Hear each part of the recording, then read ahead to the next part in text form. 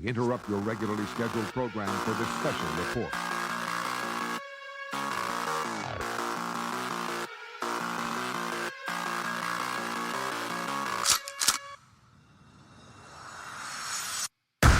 Ain't nobody really than gorilla. Alright, so we are live. Welcome back, ladies and gentlemen. This is the Jobber Jab. And I am, as always, Christopher Hart, my partner. The Imperfect King Cruz. And this is a little bit of a special episode. Today we are playing the catch-up game. Kind of let you guys know what's been going on in wrestling over the last month or so. Also, as you can see, we are live on Facebook. So hopefully this works out and we have a new avenue for the television show. Oh, definitely. But jumping right in, big news over the last couple weeks. First off, we're going to start off with Money in the Bank. Money in the Bank. Am I the only one that actually missed the cinematic match? I must have missed it because I don't recall seeing it. No. I missed. Oh, you missed the cinematic aspects of the matches already. Yes, the COVID-19 protocol Money in the Bank where they fought inside WWE headquarters. Yeah, that was. I missed that. That was an epic match. That was pretty cool. That it was. You have people getting thrown off of buildings. You got interactions all over the building, all over the different areas, the gym. King Corbin broke that mirror, and he's had bad luck since. Right. That's where it all started going downhill for King Corbin. Of course, starting with the ladies, got Nikki, almost a superhero, winning women's Money in the Bank. Some good spots with Money in the Bank. The ladies go out there and they put it out there. Sometimes it doesn't look as crisp as the men, but I mean it's still wrestling, still using the ladder. It's still brutal. I think they got a little bit carried away with the Alexa Bliss supernatural part of it. They buried her under the ladders as if she was Braun Strowman. Yeah, they did. I don't know. I don't know what they're doing with Alexa Bliss at this point, but they definitely need to wrap this story up. I tell you right now, I did not pick Nikki winning that one. I thought they signed Zelina Vega for a reason. I thought Zelina Vega was taking it. If not her, I thought Liv Morgan had a great story going into it. The way that they substituted Liv Morgan in, I thought they were going to give it to her. I'm happy that Nikki Ash won it, and then to go on and progress the next night and actually win the women's title. But we'll get to that in a minute. But Yes. I think that was awesome. Quick shout out to the TNT kid, Karam, for joining us here on the live. What's up? He said the Diva division has been popping off very well these last couple of years for sure. We 100% agree. We've been saying that these new generation of women wrestlers have been building Yes. the women's division. Yeah, TNT kid, man. It's the women's wrestling now, man. You can't call them divas no more. Yeah, not divas anymore. Before we jump into the next section of the ladder matches that happened, some notable matches that happened. You had the Mysterios versus the Usos. The Bloodline taking the tag team titles. As they should have. As they should have, I agree. That was a really good match, a lot of good back and forth. Of course, you had the Usos with the controversial win over the Mysterios. So we'll see how that plays out over the next few weeks. Viking Raiders taking the L over AJ Styles and Omos. That was a great match, actually.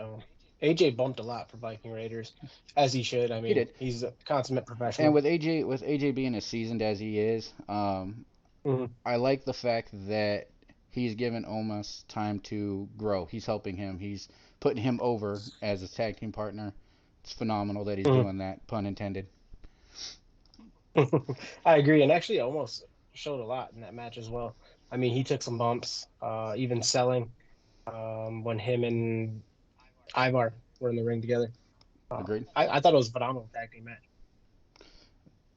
Let's see, what else? Jumping into the men's ladder match, you had who? Ricochet, Morrison, Riddle, McIntyre, Big E, Kevin Owens, Shinsuke, and Seth Rollins, right?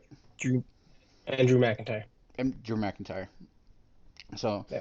a lot of power, a lot of big guys in that match.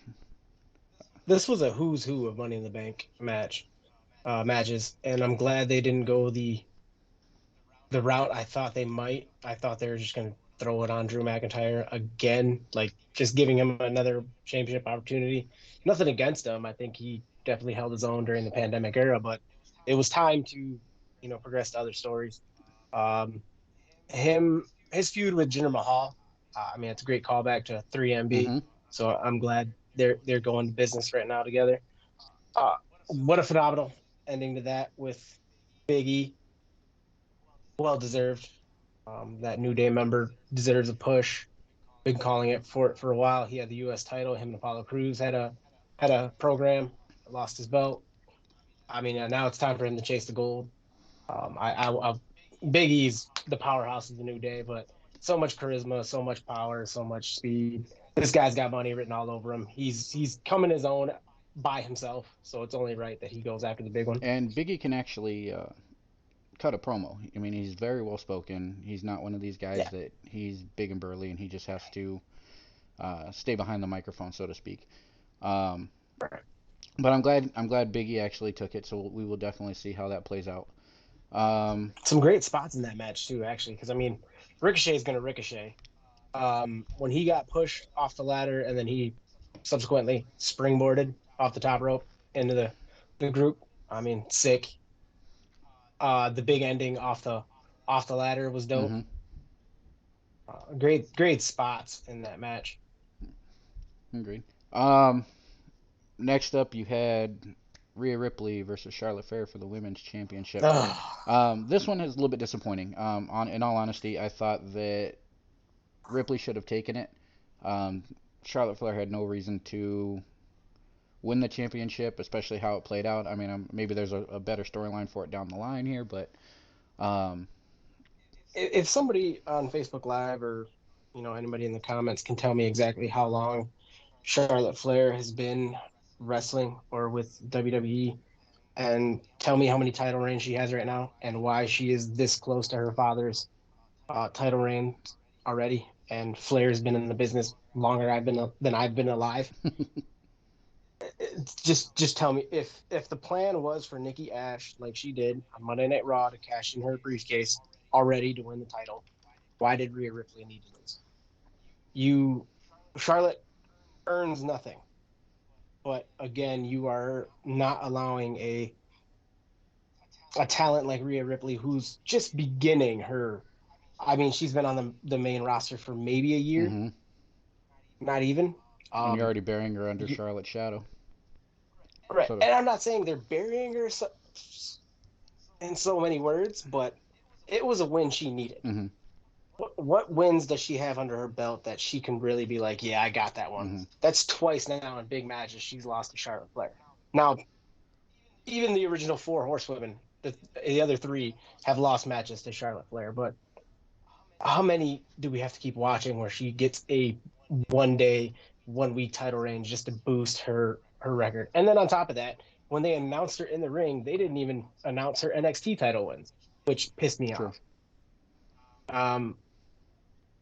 Charlotte is the measuring stick. I'll give her that until the man comes back. But she's the measuring stick.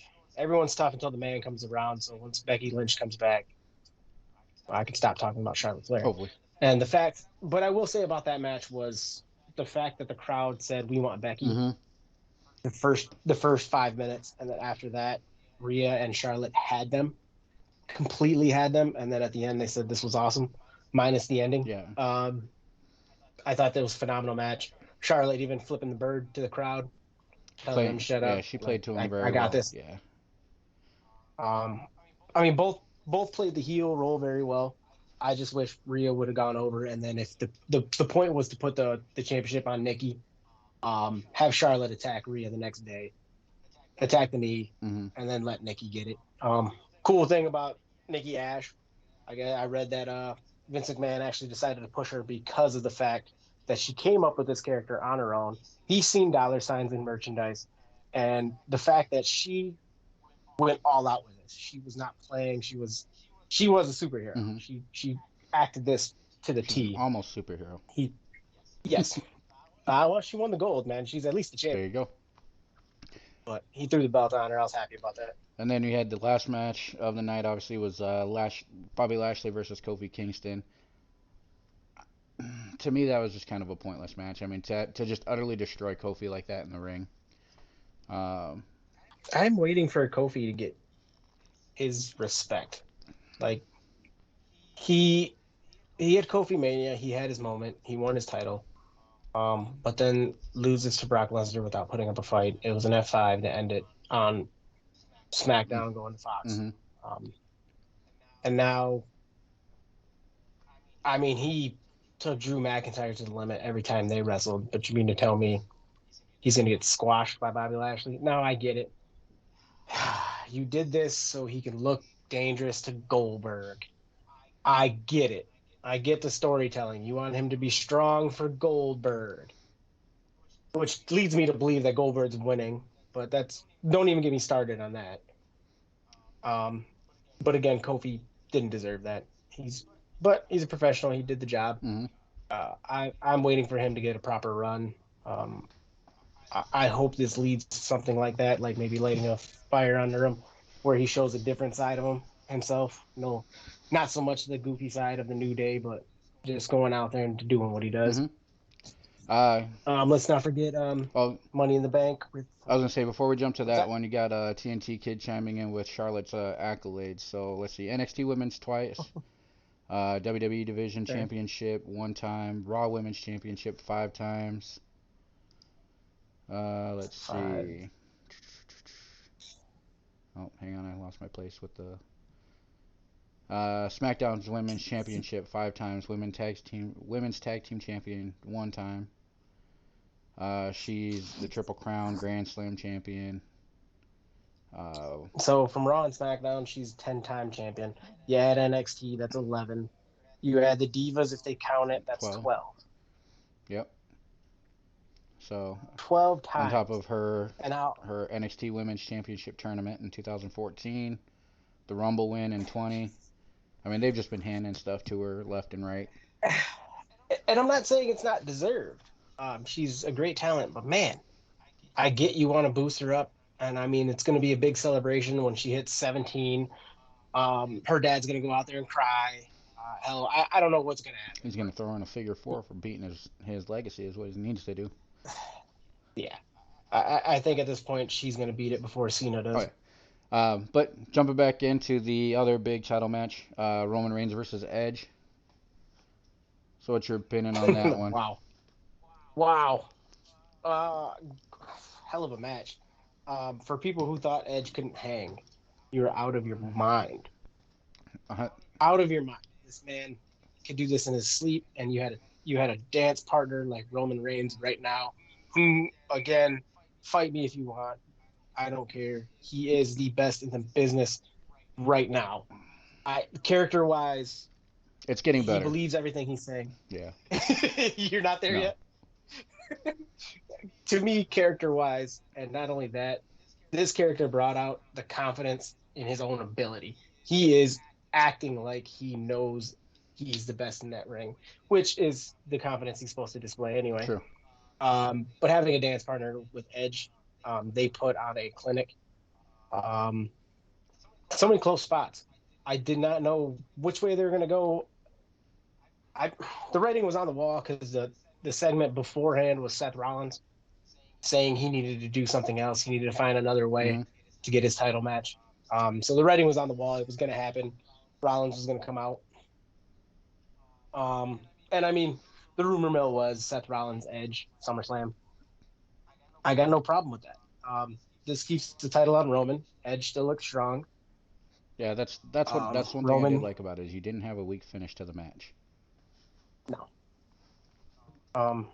But so many close calls. Those spears they threw on each other, those are legit. The crossface with the chair piece. I dig it. That's pretty dope. I don't think I spoke on it before, but I'm digging Roman's new music too. I think it just fits all of it. I was gonna say that's one thing that I'm just, as far as getting into his character, that's one thing that I'm just now starting to like is the new music. It took me a while to come around on it, just because I was a big Shield mark, and I mean it was just a badass entrance coming through anybody that's ever came through the crowd like that has always had the crowd's attention for that one fact. It's just a badass entrance no matter what you do. Now, the one thing I'm curious about, and if anybody's been to a live event, please let us know. Is he actually being booed or is it piped in? Because as a face, he was booed out of his mind, and we wanted him to turn heel. Mm-hmm. I'm not saying I would cheer him. I'd definitely boo the hell out of him if I was there. But I like the character that he's doing. I like the work he's doing. But do the fans like it? What's going on in the live crowd? I want to know if he's actually being booed. The best way for us to find that out, August 1st, man, Detroit, man, you're gonna have to get some tickets and go check it out ourselves. Research purposes, of course. We have to. Yeah. Of course. Hey, can we rate this as a tax write-off? Probably can. I don't. It's got to be worth. There's got to be some kind of a TR form for it. We'll make it happen. Absolutely. So the other big surprise at the end of the night. What's up? Yep. Keep going. The other big surprise at the end of the night, you had some entrance music that they called it online for days ahead of time, but you had John Cena make his big return. And wow, that crowd lost their minds. I'm so glad the crowd was back. This was not a Thunderdome visit. This was a live crowd. And my God, I didn't know what was going to happen. The rumor mill was that he was going to show up. He's played it off that he had no idea that he wasn't going to be there. He's been busy. He's obviously the peacemaker in Suicide Squad. That's a plug. They owe me some money. He's got his own TV show coming out on HBO Max for his character, the Peacemaker. So he played it off well. And Roman grabs the mic at the end of the night and wants the world to acknowledge him. I thought that's how we were going to go off the air until they didn't. And obviously the trumpets hit. And man, that was an ovation. I think that's the one entrance that they've been waiting to see hit live. This entire time. I mean, now that they're going back to live crowds, it's just what they've been waiting for. They've been waiting for that energy again, and Cena definitely brought it out of that crowd that night. The only thing I wish that would have happened, I get it, it's not Cena's character, but I had flashbacks to Brock Lesnar showing up. I wish Cena would have walked out there, and instead of approaching Roman Reigns and just saying, "You can't see me," Cena should have walked up and gave him an attitude adjustment. Should have gave him the AA and walked out. I get it. You don't want Roman Reigns laid on his back to end up pay-per-view, but I think that stamps it right there. I think the crowd would have gone nuts as soon as he picked him up. If I would have booked it, that's how I would have booked it. You're almost foretelling the taking of the title at that point, though. You have him come up and drop him on his back, and then you come Monday Night Raw, comes out, gets the pop. Friday SmackDown comes out, gets the pop. He's gonna have that reaction up until SummerSlam. So I think if at that point, if you didn't have Cena win the title, at this point, my opinion, I think it's like best to go the days of old as far as the promos and stuff. Have them egg each other on, have them get in each other's face, but no actual contact until SummerSlam. I'd probably say the go home show. Yeah. That Friday before SummerSlam, finally let them beat the hell out of each other. Get their hands on each other. Maybe get a empty locker room brawl. You remember those. Mm-hmm. Yep. I agree. I could see that happening too. So, but welcome back, John Cena. I mean, I know I haven't always been a big Cena fan, but I myself am excited to see him. His work ethic is there, and I guess they released the dates. It's the summer of Cena. This isn't a one-off. He's actually working live events. He worked Friday Night SmackDown, a dark match, the Bloodline, it was the Bloodline against Rey Mysterio, Dominic, and John Cena. There you go. And it was a dark match. That was pretty cool. I agree with you. Derek Karam basically saying that WWE has learned their lesson with doing comebacks in the Thunderdome. Now, is it different that I'm okay? Like, am I wrong for being okay with Cena coming back?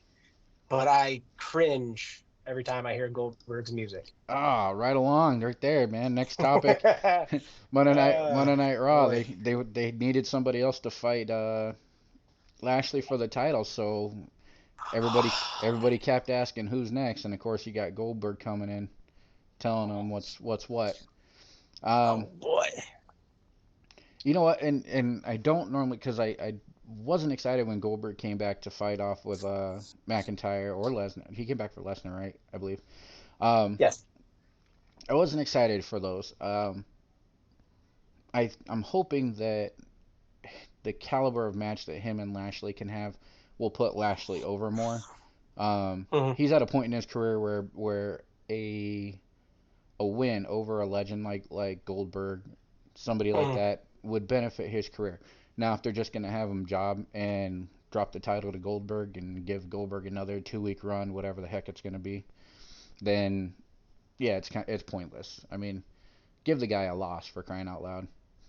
Listen, I've already boycotted Raw for a long time already, just for the constant rematches that they keep showing and the firing of a lot of talent. Hmm. So I'm not gonna say I'm watching Raw anyway, but I,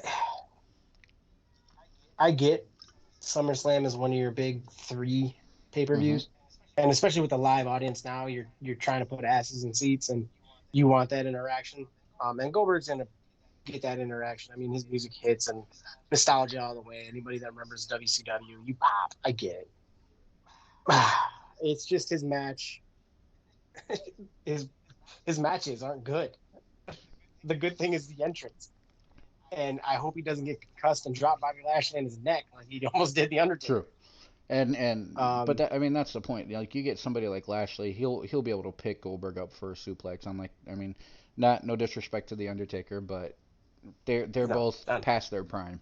Lashley, on the yeah, other hand, is in the middle of, to quote Big Shug, beating a motherfucker with another motherfucker. So right. I don't know. It'll be something. It's SummerSlam. It's an extravaganza. It's a marquee match. It won't be the main event, but it's a marquee hmm. match. Um, I hope he squashes Goldberg much like he did Kofi. Honestly, in all Oh yeah, honesty, I hope he comes out looking like a damn stud. there you go. Or maybe he gets speared and Big E runs out. Whatever. Yeah, there you go. Good opportunity for a cash in. Um, Yeah. so speaking of getting squashed on live television, our next topic. Yeah. Karrion Kross. I mean, I don't know how you feel about an NXT champion making his Raw debut and getting beat by. Well, I'm not gonna call Jeff Hardy a has been, but Jeff Hardy's somebody a legend. of Jeff Hardy's a yeah Hardy's caliber. I'll say that. yeah. Jeff Hardy's a legend. He's a Hall of Famer, first ballot. Um, he he should go in twice for the Hardy Boys and then Jeff Hardy by himself. If they do that. Hmm. Um, but lately he's been losing on main event, losing on Raw, losing on pre-shows. Now I get he got his new music, man. It was like the Rocky theme song hit, and all of a sudden he came out to Uh win. huh. I take you back to I couldn't even tell you when he debuted, but yeah, Stormbrood.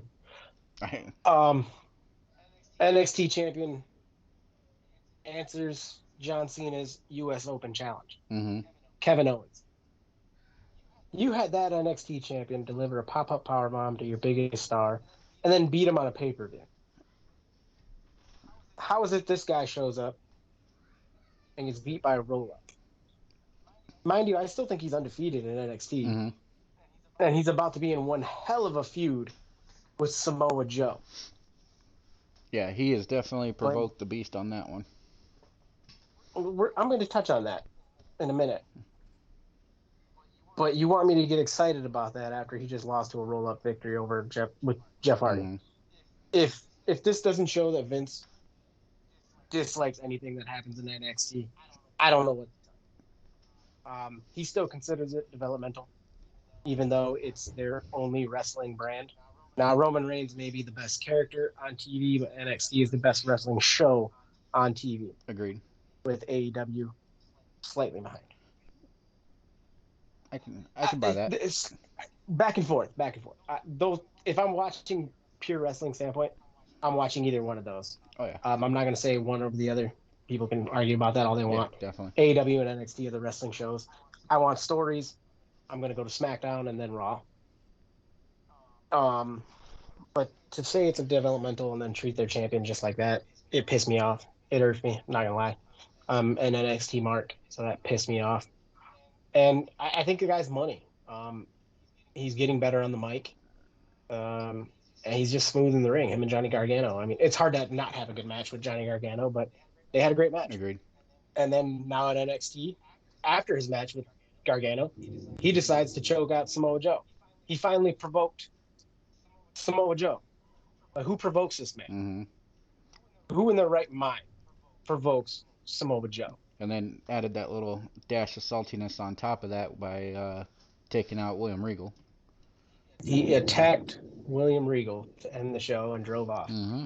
But he ended it with, Joe, who provoked who? I loved it. Yeah. Ooh, good one. Wow. I loved it. But For it to clear. we'll see. There you go. I mean, we'll see what happens. I don't know. It's not the end of the world for him, but I am pretty disappointed. But again, Jeff Hardy got his music back. He did. I'm happy he got away from the original Hardy Boys music and now got what was it? No more words. No more words. Yeah. Yeah, I popped for it. I was happy. Yeah, it was good. We were waiting for a crowd. Yeah. He got it. And I mean they've been speculating on his entrance theme coming back for quite a few months now. Again, I think it's another one of those. Yeah. They were just waiting till they were out of the Thunderdome type things to make it happen. And again, it's no disrespect to Jeff Hardy. He's a legend. I just don't think he should have got the W on that. Not against Karrion Kross, no. They needed to keep him strong. Absolutely. That is legit thunderstorm you got there. I'm glad that's not coming my way. Bro, I don't know. That's all the effects on the iPad, I tell you. That's what it is. OBS at its best. Yeah. So you got next up, we're going to jump over to the SmackDown brand. I'm going to go ahead and be honest. I haven't had a chance to catch up on SmackDown, so I'm going to let you take this one. So big news from SmackDown. I mean, obviously we have a draft coming up, but the Prince is back. He's on the blue brand. He walked out, surprised Sami Zayn last week, then beat Sami Zayn this past Friday. If you follow me, if you talk to me, if you know me personally, I'm a Finn Balor guy. That's my dude. 195 pounds. The Prince. He's done it all. From Japan all the way over here. I mean, first Universal Champion. Never lost his belt, but he was injured. Had to give it up. Has not found that brass ring that Vince is talking about since then. So got sent back to NXT to find it again. And in turn, he kind of brought back somewhat of Prince Devitt character. Just that Prince that, don't take no shit. The original Bullet Club. So he's back on the blue brand. He's back. And so starting SmackDown, Cena calls out Roman Reigns on Monday Night Raw. Tells the fans that's exactly why he came back. He wants to knock Roman Reigns down a peg. Starts SmackDown off saying exactly what he's going to do. He's going to call out Roman Reigns. Paul Heyman says, Roman will answer your challenge when he chooses. So the end of the night, Roman finally decides to answer the challenge. And I'm not going to lie, it was a good promo. I'm very interested to see how, when these two finally get in the same ring, if Roman still holds his own. If anybody remembers, I think it was 2005 or 15 or whatever, when they actually finally had it was 2015, when they actually had promos with each other, and Cena just completely destroyed him to the point where this was like legit burying. He made him look bad on the microphone. I want to see how Roman stacks up in the ring with Cena. But this was a good promo. He literally said Cena's the same guy he was all them years ago. He described it as basically the missionary position over and over again. It's boring. And that got a huge pop from the crowd. So Roman answers Cena's challenge, and he says, no, I don't know. I can't see you. I don't want to see you, nor do I need to see you. Simple as that. He said you could have kept all that BS 2015. You don't need it now, whatever. Mm-hmm. Finn Balor's music hits. Finn walks out simply, looks at him. Roman Reigns states, so you must be here to acknowledge me too. Finn says, no, you don't want Cena's challenge? How about mine? There you go. I popped.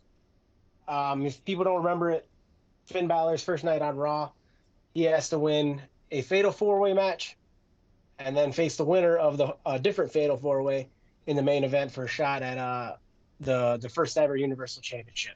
And the man he had to beat was Roman Reigns in the main event, and he beat him clean his first night on Raw. That's how over Finn was when he came to WWE or the main roster, and they went all in with him until he got injured. But night one, he beats Roman Reigns. So this is a flashback to that. I popped. We talk about long-term storytelling. That's one of them right here. Yeah. So he says, you're going to take my challenge? Roman talks to Heyman. The crowd starts chanting Roman is scared, which pissed him off because he actually acknowledged the crowd, looked at them, and kept pointing at Finn, pissed off. And he looked at Finn and said, I accept. And that's how SmackDown ended. Okay. We don't know when this match is going to be. We don't know where it's going to be. But there will be Finn Balor, Roman Reigns. Now, I still feel Cena and Roman still main event SummerSlam. Okay. There's no way they don't.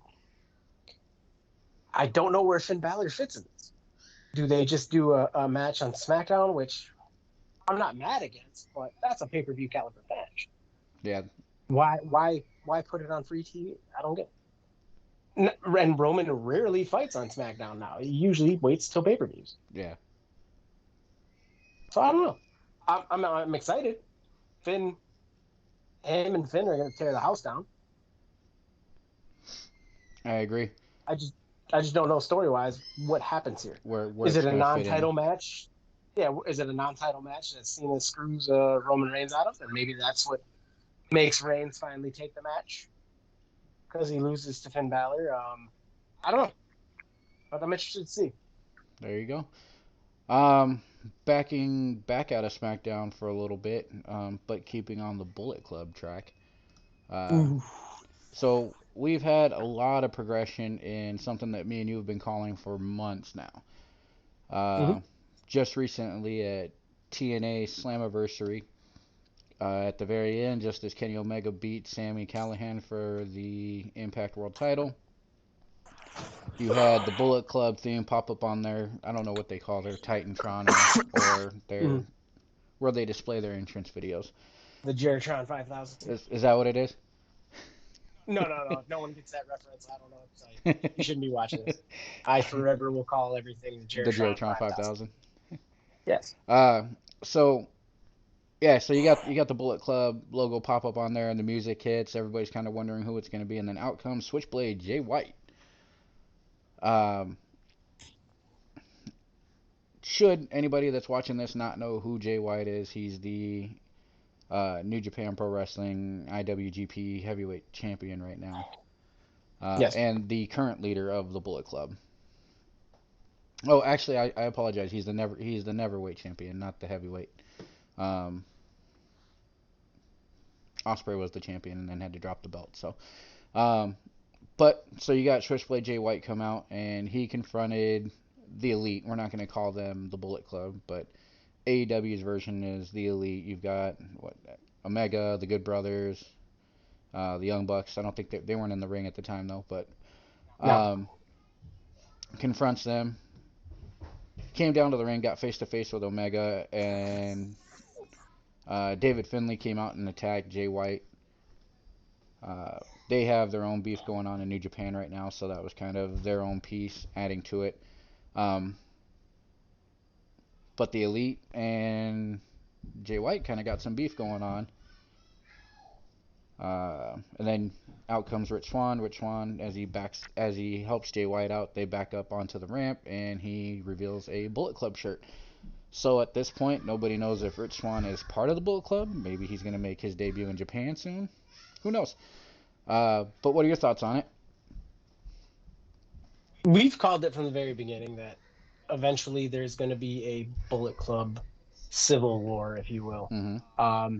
You got, and I believe Jay White says it in Impact Wrestling, you got a lot of people throwing up the too sweet. But right now, currently, there is only one group that should be throwing it up. And I'm sorry, Kenny. Sorry, Good Brothers, the Young Bucks. You ain't in that group right now. So I can see Switchblade's beef right now. That's his. He runs the Bullet Club. Mm-hmm. We said it. It's gonna be a civil war. I can't wait.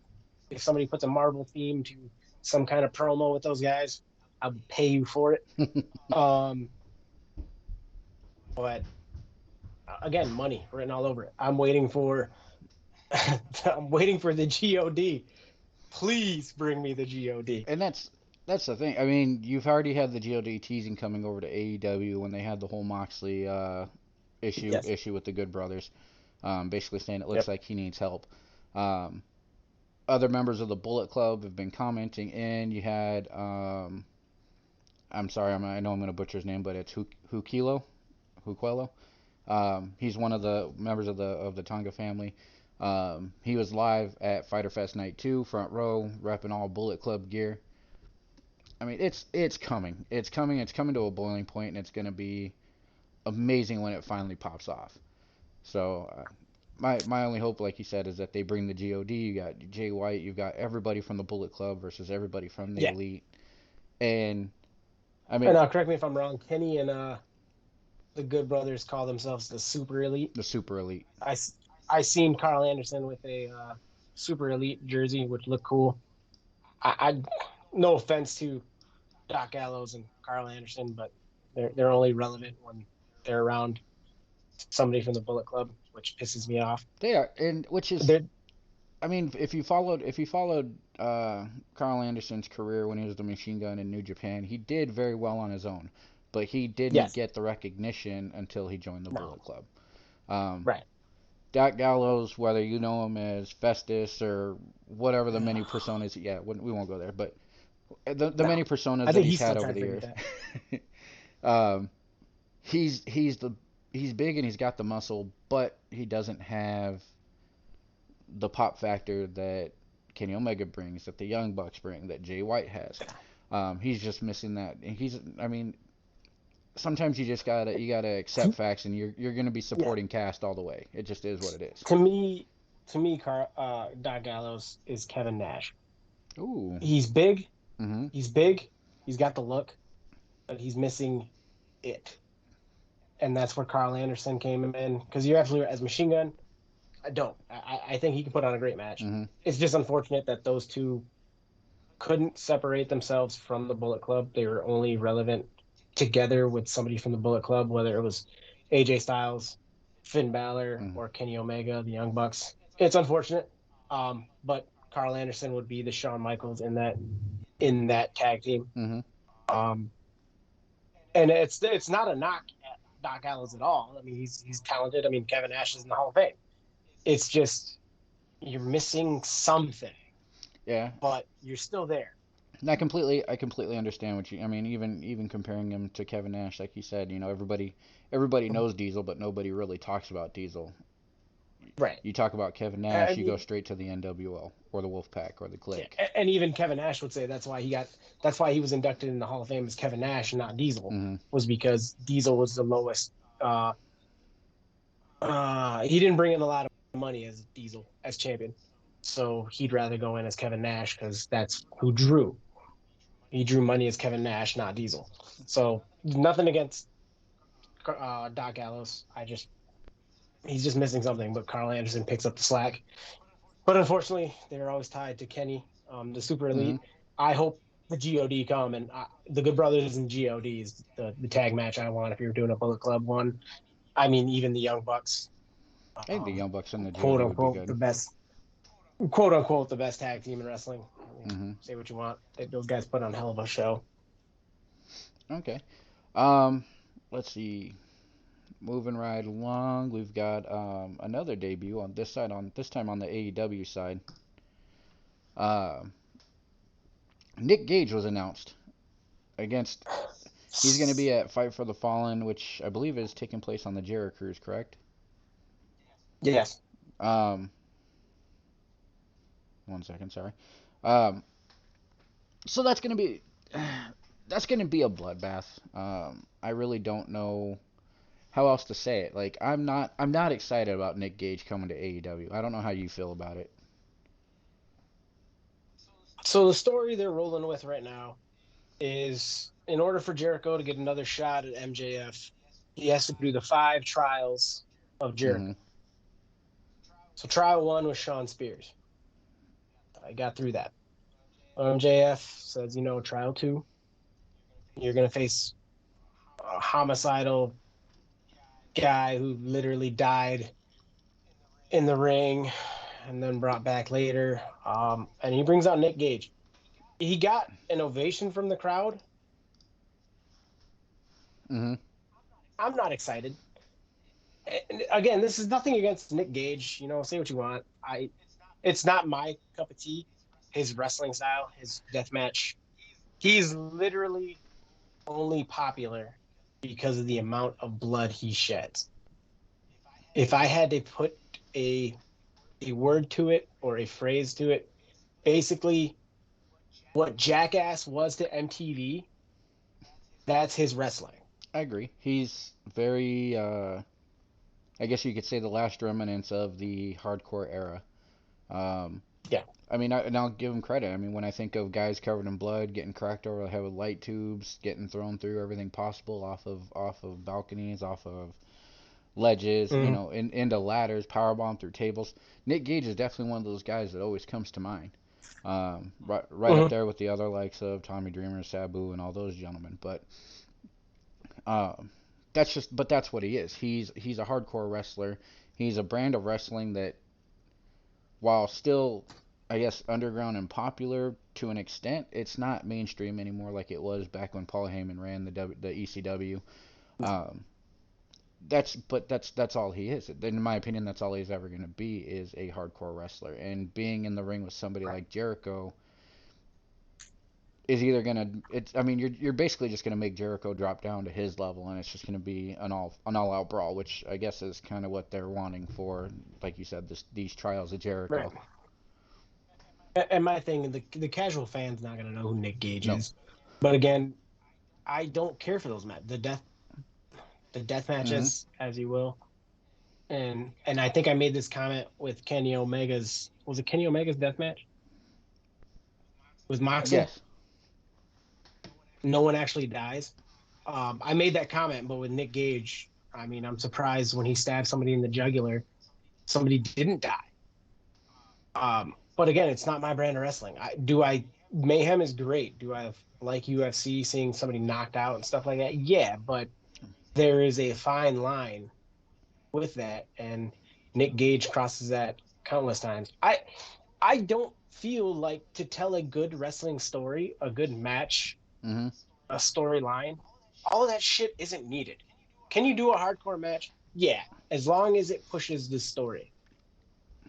I don't get a story by somebody smacking light tubes over me for fun, Yeah. or the ropes are light tubes and barbed wire and it's all set on fire. I don't get it. So, and again, no disrespect for people who like it. If you like that, more power to Mm-hmm. you. It's not my cup of tea. It's not my wrestling. I didn't pop for Nick Gage. I'm not excited about it, but again, it's a trial of Jericho. He's bringing the Painmaker to fight Nick Gage, I am excited about which that that part. got a Yeah. pop. That was pretty cool. That's a different Jericho. Again, he reinvents himself, and he brought that out in Japan. Um, it is what it is. I will say, this reminds me of Eddie Kingston, Mm-hmm.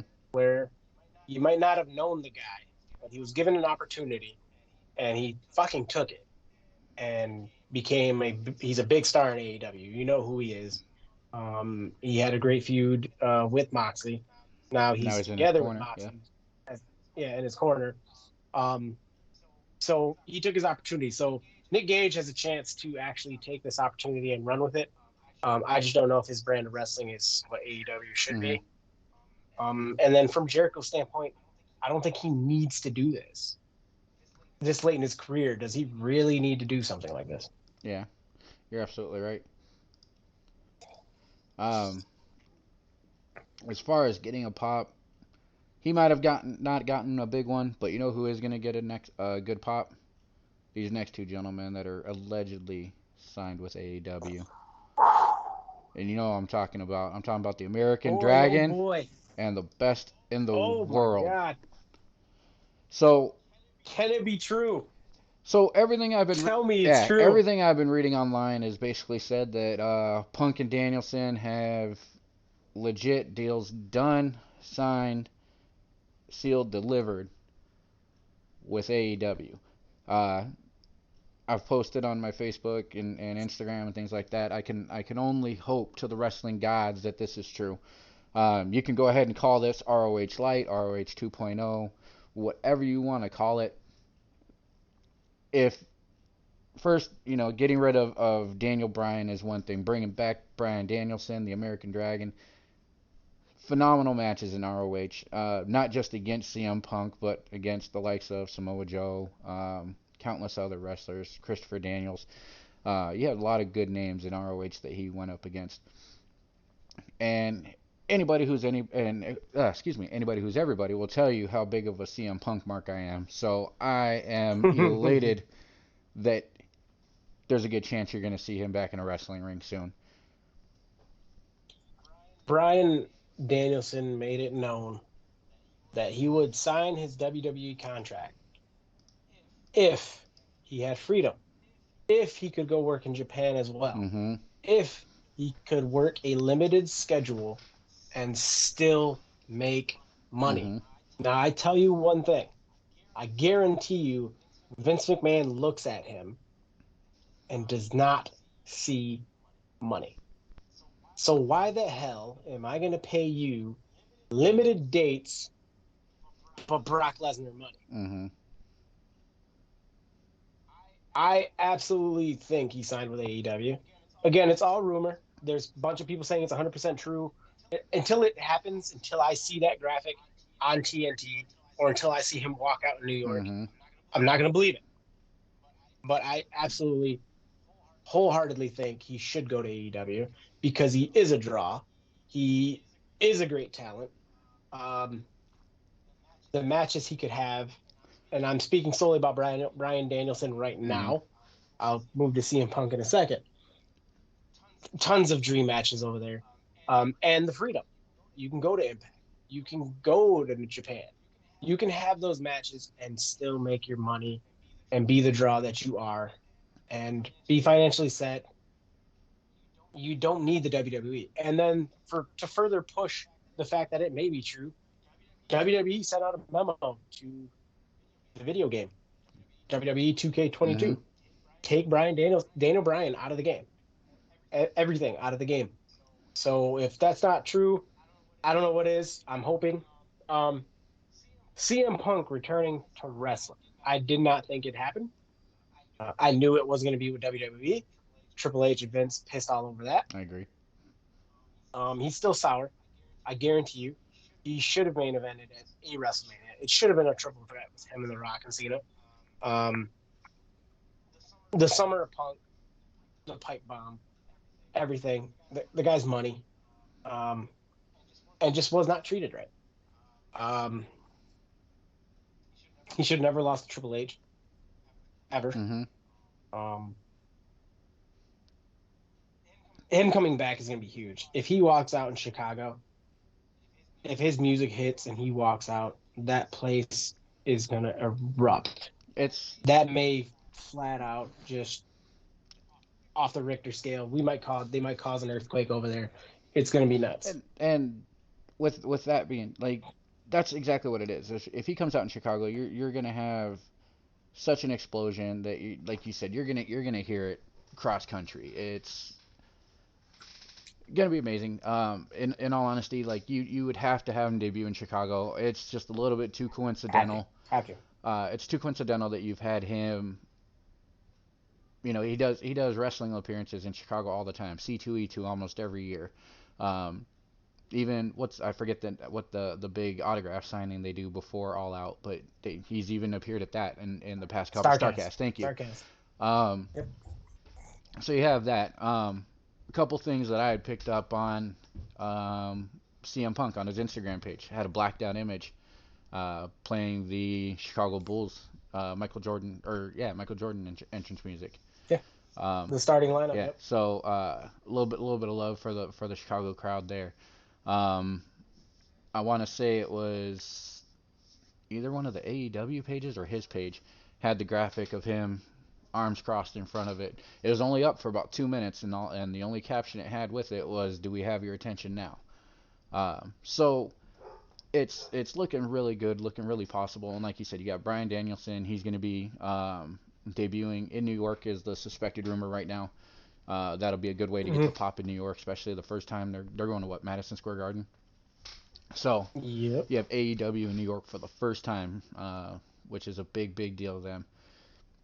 Big get. Yep. So, and my thing is this: you sign Bryan Danielson, you sign CM Punk, you got El Idolo Andrade. Mm-hmm.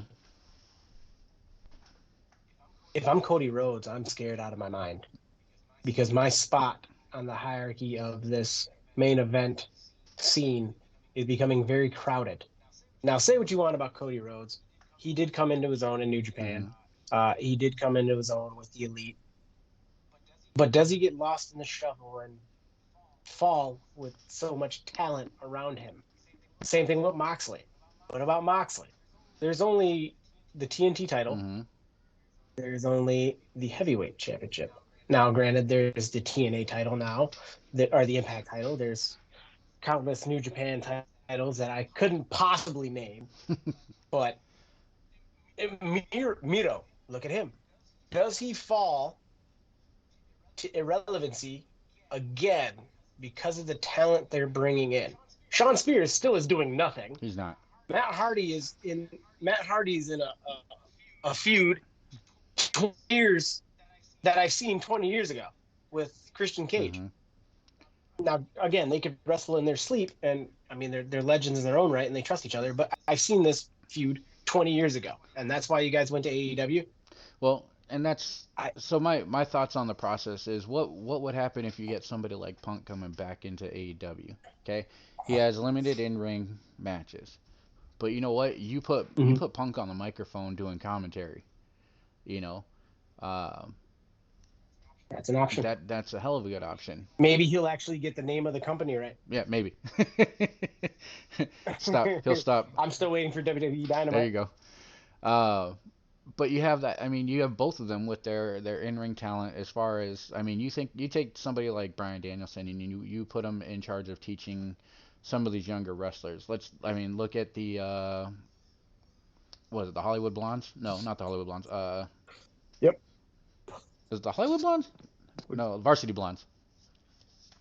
Varsity Blondes. Yeah. There you go. Brian Pillman Jr. You take somebody like Daniel Bryanson or Bryan Danielson, excuse me, and you put him with Brian Pillman Jr. You put him with Jungle Boy Jack Perry. You give these guys that kind of tutelage. You've already got the Big Show there and Mark Henry showing the big guys how to be bigger.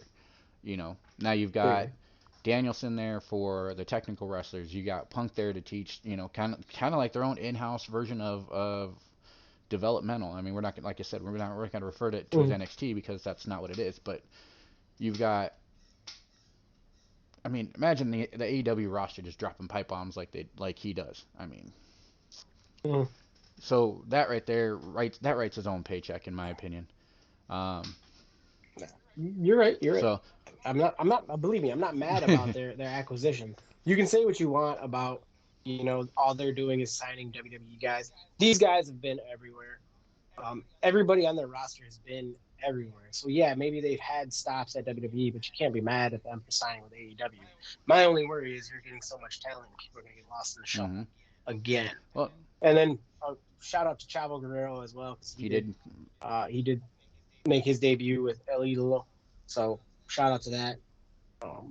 That's a good pairing. That helps El Idolo out, so he doesn't have to talk. Since his wife re-signed with WWE for no reason, or not his wife, but Charlotte's over there. But I mean, Zelina. Oh, I wish Alistair Black Zelina or Vega would have signed Malachi over Black, there. yeah. Well, and Yeah, Malachi Black. that kind of leads me into my next topic. I mean, now you've got Vince and Triple H that are going to go back into talent hoarding mode. You've already, like you said, they've already re-signed Selena Vega, so she wouldn't join her husband Malachi Black or Tommy End, Mm-hmm. or I mean, he's countless good characters. Um, but also you've got them looking at possibly re-signing Braun Strowman already. I mean, he's a giant among giants. Uh, he's what Paul White needed as a tag team partner Yeah. 15 years ago, you know. Um, Mm-hmm. so yeah, you're gonna have Vince McMahon going into talent hoarding mode again. He's gonna start snatching up wrestlers left and right, trying to pay them over the top budgets. When maybe with them going back to live crowds, they're gonna be able to afford it again. But who Mm-hmm. knows?